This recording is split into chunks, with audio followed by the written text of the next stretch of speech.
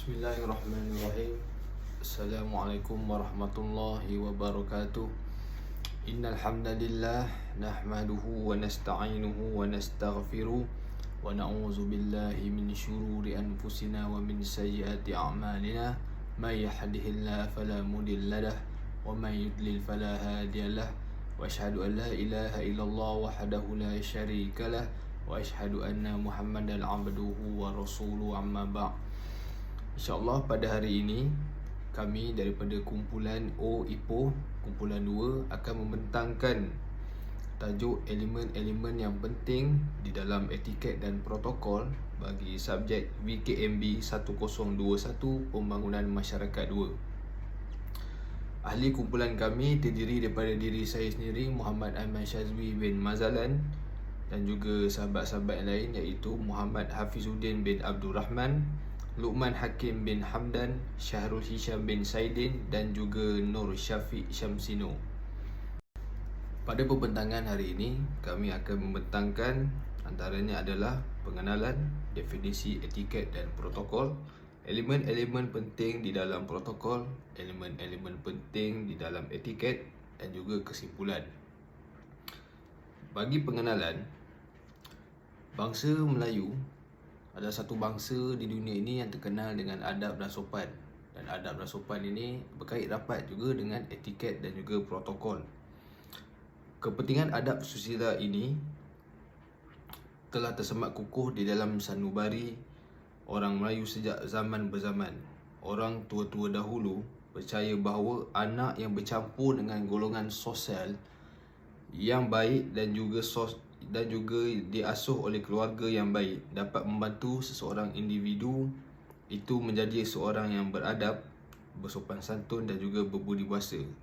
Jika mereka gagal untuk mendapatkan asuhan yang baik, akan menyebabkan mereka mempunyai tata susila di dalam sosial yang rendah meskipun mempunyai ilmu pendidikan yang tinggi dan juga bersekolah di sekolah yang baik.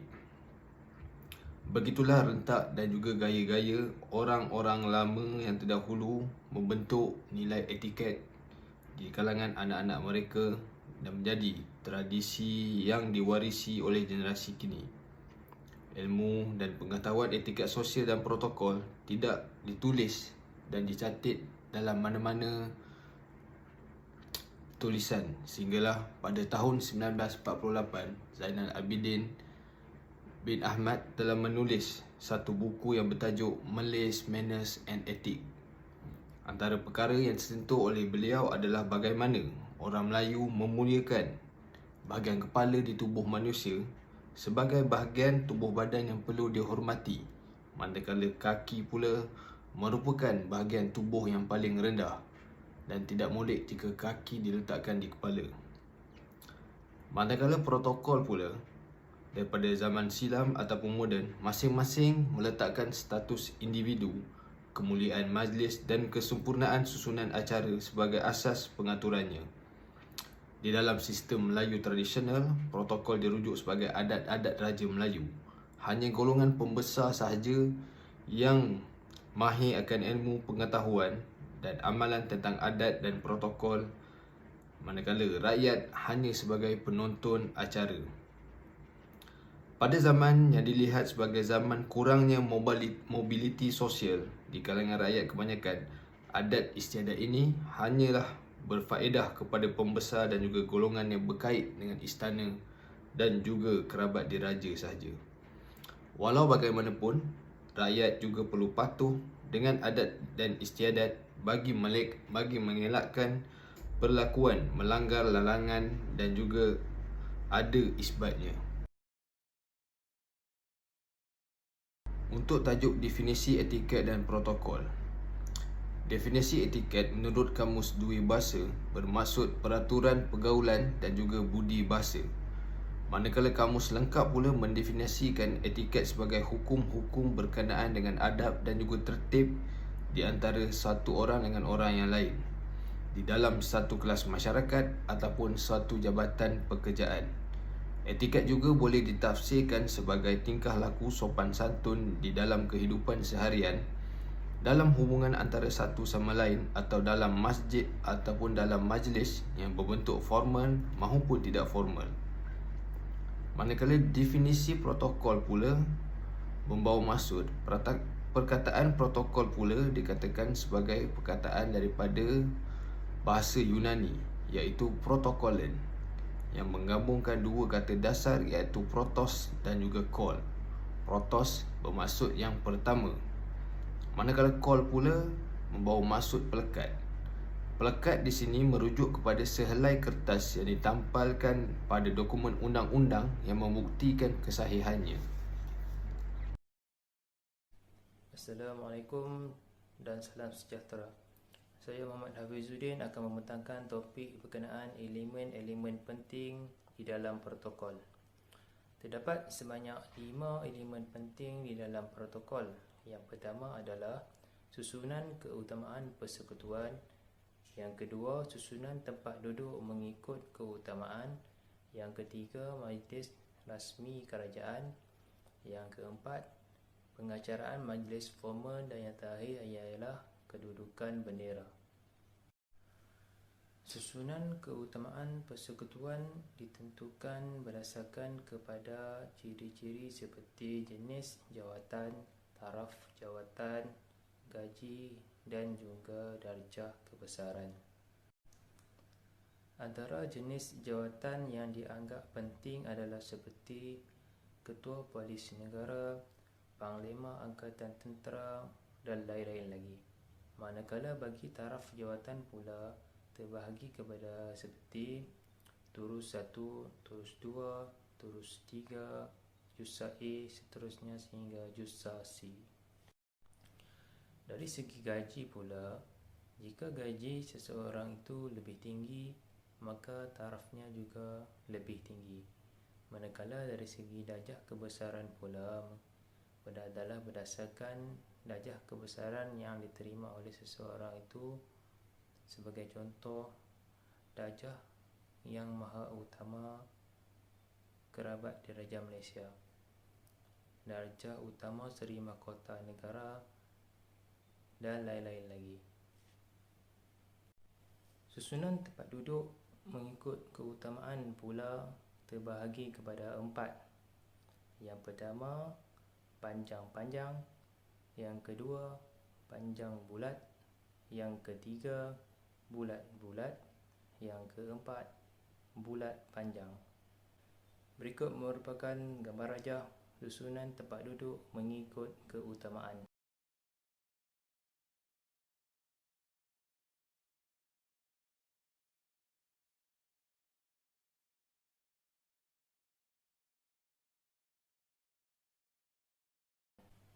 Berikut merupakan susunan gambar rajah tempat duduk mengikut kekanan seseorang.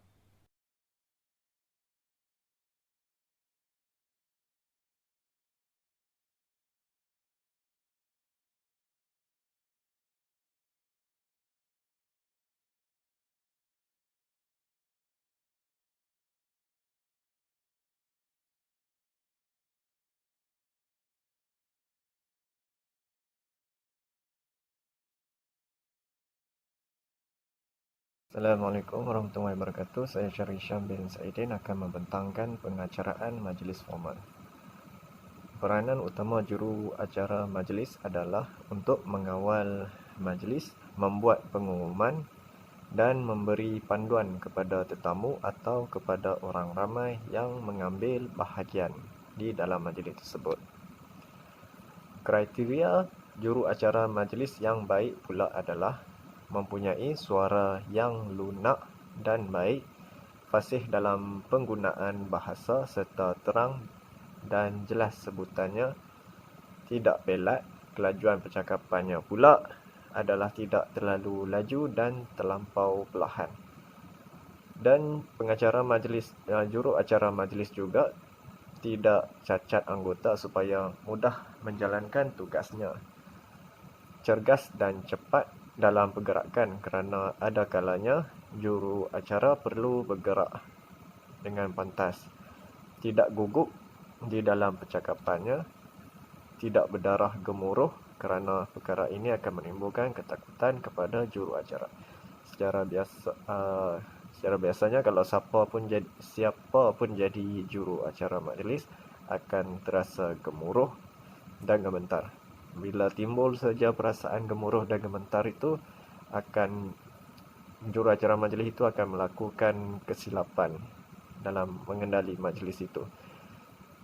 Tidak cepat panik, tahu menggunakan budi bicara, sentiasa bersifat sabar, tidak berpawatakan serius, mempunyai pengetahuan asas mengenai adat istiadat, protokol dan etiket. Kedudukan bendera. Berikut merupakan bahagian bendera yang terdapat di dalam bendera, iaitu lebar bendera, panjang bendera, kanton, bahagian atas, bahagian bawah, kepala serta ekor. Jenis dan ukuran bendera ada macam-macam jenis dia punya saiz. Ada bendera biasa 3x6, bendera rumah 2x4, bendera sedang 4x8, bendera besar, bendera meja dan bendera kereta. Ukurannya adalah 6/12. Susunan bendera persekutuan bagi 3 tiang pada hari biasa dan hari-hari kebesaran persekutuan. Negeri di sebelah kiri, Malaysia di sebelah tengah, jabatan di sebelah kanan. Untuk 2 tiang, bendera negeri di sebelah kiri, Malaysia di sebelah kanan. Dan untuk 3 tiang pada hari biasa dan hari-hari kebesaran negeri, Malaysia di sebelah kiri, negeri di tengah dan jabatan institusi di sebelah kanan. Sekian, terima kasih. Assalamualaikum, saya Luman Hakim Hamdan dan sekarang saya akan membentangkan elemen-elemen penting di dalam etiket. Antara elemen penting di dalam etiket adalah kesopanan dalam pertemuan dan juga perkenalan. Kesopanan dalam pertemuan dan perkenalan adalah antara prinsip perkenalan, ianya harus bermula daripada seseorang individu kepada individu yang lain. Bagi perkenalan berlainan jantina, kaum lelaki perlu terlebih dahulu memperkenalkan diri mereka kepada kaum wanita kerana wanita adalah golongan yang perlu dilayani dengan santun kerana mereka adalah golongan yang lemah. Begitu juga dengan keadaan di mana orang tua dan orang muda perlu terlebih dahulu memperkenalkan diri mereka kepada orang tua kerana orang tua merupakan golongan yang perlu dilayan dengan penuh hormat kerana mereka lebih banyak pengalaman daripada orang muda. Seterusnya adalah kemahiran dalam perbualan sosial. Antara tata tertib perbualan adalah seperti kedua belah pihak perlu menunjukkan minat, pendengar hendaklah memandang ke arah orang yang sedang bercakap, pendengar haruslah mendengar dengan teliti dan bercakap dengan nada yang biasa, tempo bercakap bersesuaian dan tidak terlalu lama sehingga menyebabkan ada pihak yang tersinggung dan tidak selesa, bercakap secara bersahaja dan memberi laluan kepada yang mendengar untuk bercakap pula agar perbualan membawa ke arah wacana yang membina. Assalamualaikum dan salam sejahtera. Nama saya Nur Syafiq. Saya akan membentangkan elemen-elemen penting di dalam etiket dan seterusnya. Iaitu yang ketiga, membuat undangan. Di dalam nukilan Muhtar Haji Muhammad Toha 2001, jika kita bertemu dengan kawan-kawan yang telah lama tidak jumpa, adalah lebih sopan untuk mengundangnya ke rumah kita. Jika undangan tersebut diterima dan rakan tersebut hadir ke rumah kita, maka lebih molek untuk kita mempersilakan menikmati jamuan makan. Pada akhir tahun 1940-an, telah pun bermula kecenderungan ketua keluarga, isteri dan anak-anak untuk melayan tetamu bersama-sama. Yang keempat, memenuhi undangan. Seseorang yang hidup di dalam sosial yang baik tidak akan terlepas dalam berinteraksi antara satu sama lain. Antara interaksi sosial adalah mendapat jemputan daripada sahabat handai untuk hadir ke rumah maupun undangan ke majlis sosial seperti kenduri kenara, majlis hari jadi, majlis rumah terbuka dan sebagainya. Berdasarkan karya agung Imam Al-Ghazali yang bertajuk Ihya Ulumuddin, telah mencatatkan 5 etika penting dalam memenuhi undangan. Yang pertama, tetamu yang mendapat jemputan hendaklah menghadiri undangan tanpa membezakan antara jemputan orang kaya ataupun orang yang miskin. Yang kedua, tetamu yang diundang juga tidak boleh mengendahkan jemputan hanya kerana jarak yang jauh. Yang ketiga, Tetamu tidak boleh mengedahkan jemputan hanya kerana dirinya sedang berpuasa sunat. Yang keempat, tetamu yang diundang tidak boleh menghadiri sebuah undangan jika tuan rumah tersebut menghidangkan makanan daripada sumber yang subhah. Yang kelima, tetamu juga perlu memperbetulkan niat jika menghadiri undangan tersebut hanya untuk melampiaskan nafsu perut. Sekian. Saya akan menghuraikan kesimpulan daripada topik yang kita bincangkan. Tuntasnya, elemen protokol dan etiket mempunyai peranan yang besar di dalam memastikan sesuatu majlis berjalan dengan lancar dan sempurna tanpa ada golongan jemputan yang terasa hati dengan aturan majlis tersebut.